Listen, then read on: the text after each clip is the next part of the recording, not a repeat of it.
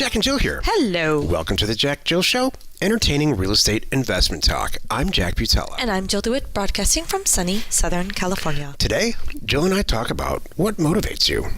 And I bet you can be confident that we're going to talk about what motivates us. And I bet it's very different. We haven't talked about this before the show. It's something you really gotta think about. I know, it's philosophical. I was thinking, we talked about it a little bit yesterday. There's the surface motivation. There's a motivation you'll admit to, and then there's the real motivation. So as I'm looking at my notes, I just added one there. Me too. I just because there's stuff that you're going to go, oh, that motivates me. You're such a liar. Yeah. No, it doesn't. Right. You know that happens. You are such a liar. You're a liar. You're a liar. Some people are lying. They're lying to themselves. We'll cover that too. Wait, don't turn it off. Wait, listener, it's you not gotta that hear. bad. Before we get into it, let's take a question posted by one of our members on the JackJill.com online community. It's free. Matthew admits, just kidding. Matthew says, hello all, writing my first post from Sacramento area. I have been listening to the podcast for months, maybe 6 weeks really. A little bit of embellishment here. This is so cool. And Jill, I took your advice. I had all sorts of to-do things to cross off my list, and I found myself riding around too much in the car. I was supposed to be selling to start my land investing business. I heard you say, don't fall in love with it, on one of the podcasts, and I was literally driving around in my investment car, and I said, that's it. This is so I know. Cool. What motivates you? I drove home and posted the car for sale online 10 times, 3 times really, and committed to just getting it sold so I could raise the cash to start land investing. What the heck is that? Outstanding. This is so great. Well, I sold the car on Monday. It's Wednesday now. And after about 4 weeks of not really trying hard to sell it, because I was spending all of my free time renting out a family property for full market value, I finally rented that too. I did both transactions in the same weekend, and I'm over the moon.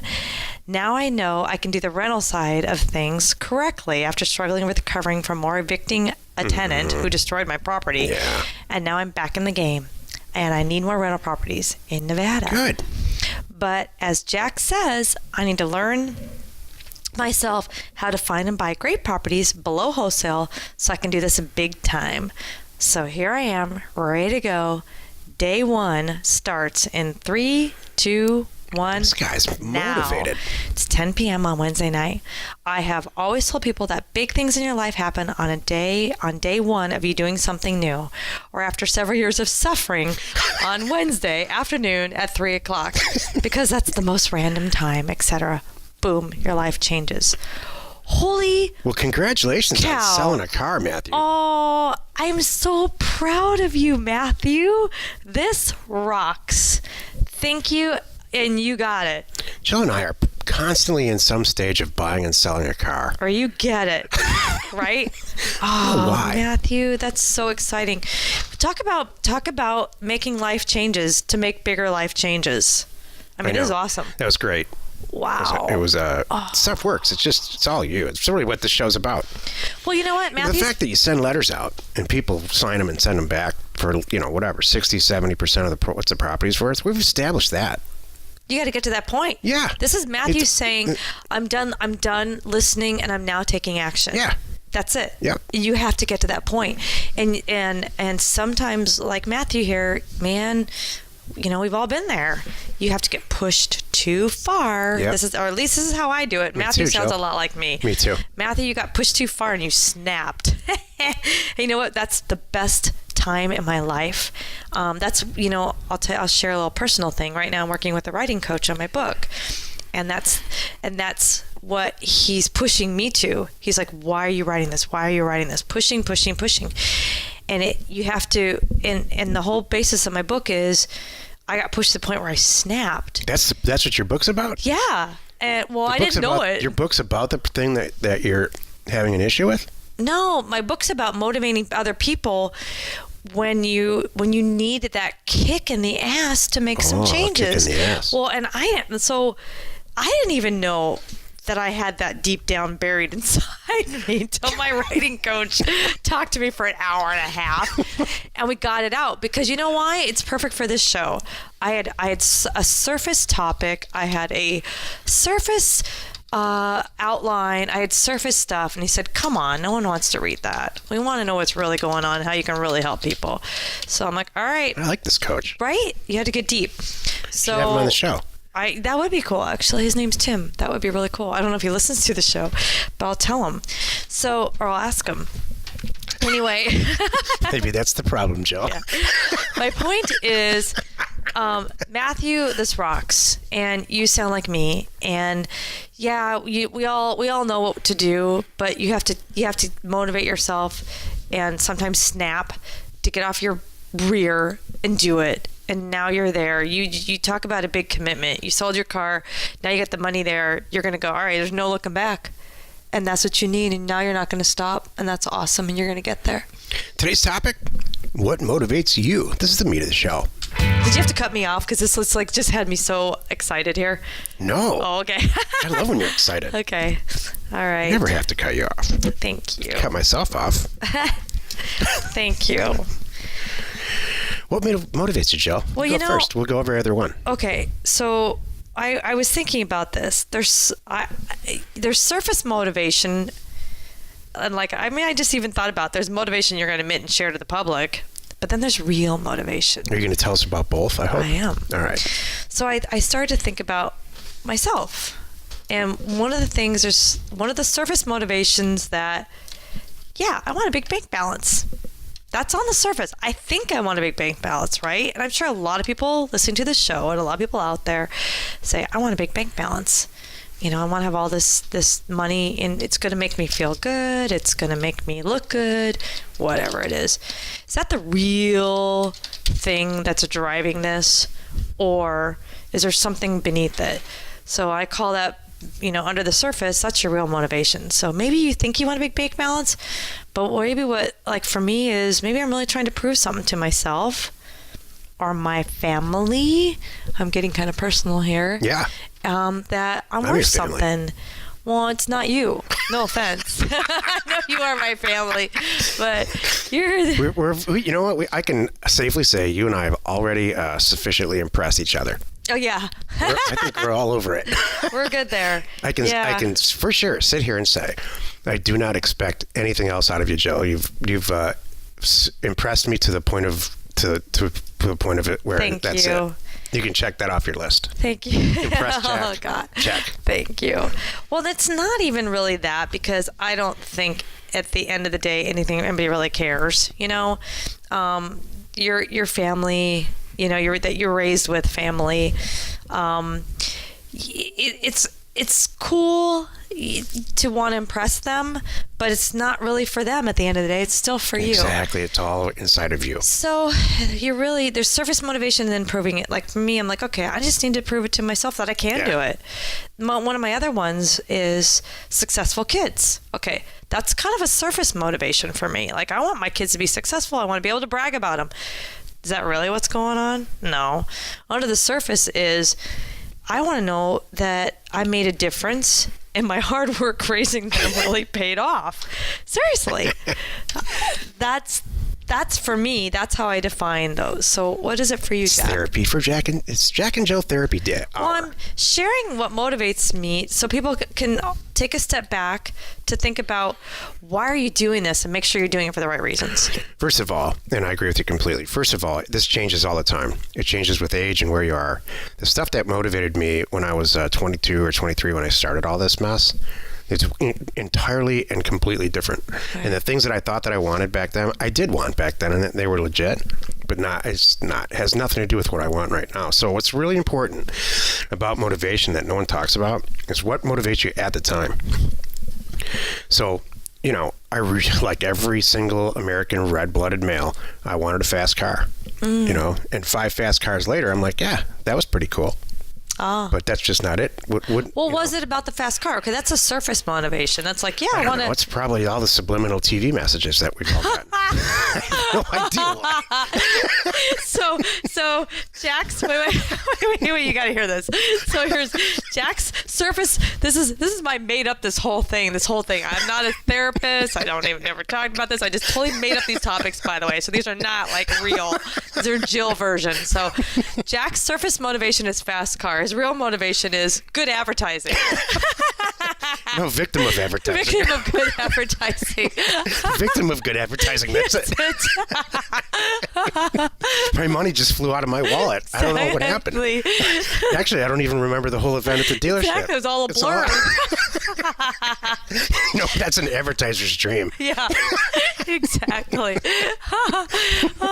You know what? You just brought up something. We recently made a few little changes vehicle-wise, and I was kind of like, there should be champagne here. And then I realized they could probably get sued if they had, for a couple reasons, having champagne here. They got me drunk and sold me a car. Yeah. Drinking and driving don't mix, Jill. That too. I know that. We're going to get you champagne and a driver. That's what you got. That's what they should do. That's ironic. That's incredibly ironic. Okay. Let's get you drunk and drive your new car home. We're going to put it in the garage for you. Here you go. You wake up in the morning. Where did that come from? There's a couple things that really, really motivate me at this point in my life. Financial independence really motivates me. So it's not so much a bank balance. It's working for myself, knowing that a pile of money's coming in. I have control of my time. I can get frustrated on any given Tuesday, slap the notebook lid down and go fishing if I want. It really, really, really motivates me. I think that you have some type of hair appointment right after this show. That's got to motivate you, Jill. All kidding aside, I know you have one, actually. Doesn't that motivate you? No. Just to be able to go do that? No, that's just kind of a spoiling me. That's a perk. It doesn't. So there's part of a self-respect, self-accomplishment thing too. That's a little bit left over. That was I've proven it to myself that I know how to send out a mailer, and then all the other stuff that goes along with it, putting people in place and raising financing and all that. That's all. So that really motivated me after the whole fast car thing. Then it became about that for me. Now it's really just about controlling my time. I have a question. Yeah. Do men, because I think men and women are different here. I feel like women, now this is only me, but so I don't know. I personally, I feel like I hit this, when I hit it, now I'm happy to coast. I don't have to keep one-upping myself. Yeah. But I feel like men have to keep one-upping themselves. Is that true? Well, I can't speak for all men, but I can tell you, I completely understand why you think that. Yeah. But no, that's not what it is. It probably looks like that. It feels like it. It's just like, okay, now I have to have this. Now I have to have that. Men, now I that's need not to for have me what it is. I have a boat. Now Men I need have an a plan in airplane. their Now I head. need this. I'm not picking on you or anybody in particular. No, I'm not. I'm just saying I've noticed that and I kind of thought, is that a guy thing? Men have a plan in their head. Oh, okay. And you can think of it as a checklist. So I know, here's the thing. All these companies that we started were part of the master plan of Land Academy. The whole point of Land Academy was to make all the tools available that are not available out there that we've created ourselves and we use internally every day, like Right. offers to owners and Title Mind and the rest of them. Right.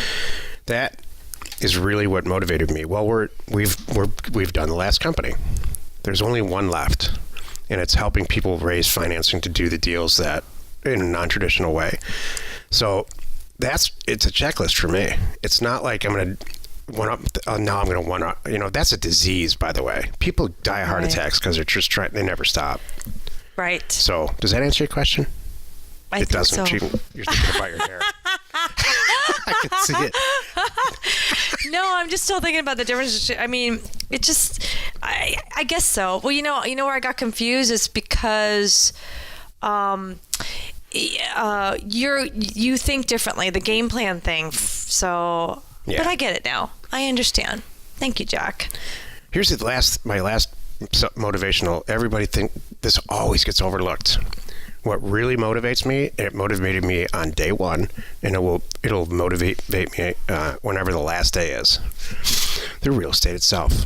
I love real estate. Oh, that's a good one. I love land. Oh, I've said this on the show before. Some of my first memories are of me and my father going to look at land. I mean, really, when I was a tiny toddler, I remember the car. I know how my age because I remember the car we were in. Yeah. And so every time we go on vacation, what happens? I rent a car and go to the worst part of town and look at land and see how much the property values are, and then work my way out. Like before I go to the beach, before we go to whatever, out to dinner. That's just what I do. You've made vacations fun, Jack.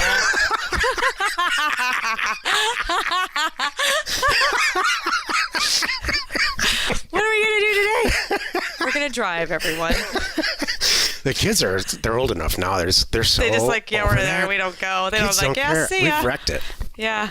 Jill has an unhealthy appetite for avocados. Oh. And the kids, all of them, this day, will not ever eat another avocado. I have totally ruined it. Like that, I have wrecked real estate for this family. You kind of, that's very true. Guacamole and real estate, they're on the same level. Driving around, looking at property with guacamole. That's something that kids will never do. That's so funny. Well, you've done it again. Wasted another, 15, 20 minutes listening to the Jack and Jill Show. Join us tomorrow where we discuss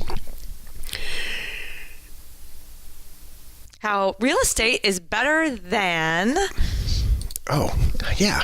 Join us tomorrow where we discuss how real estate is better than ... Mm-hmm. And we answer your question, should you have one, posted on JackJill.com. You are not alone in your real estate ambition. What I mean is, real estate is better than an oil change shop. Real estate is better than... We could go all kinds of places with that. Real estate is better than... Sex. Sex! That's where I thought you were going. No, I thought I'm better than owning manufacturing company. Well, let's talk about that because I have a few things to say. Hey, share the fun by subscribing on iTunes or wherever you're listening, and while you're at it, please rate us there. We are Jack and Jill. Information and inspiration to buy undervalued property.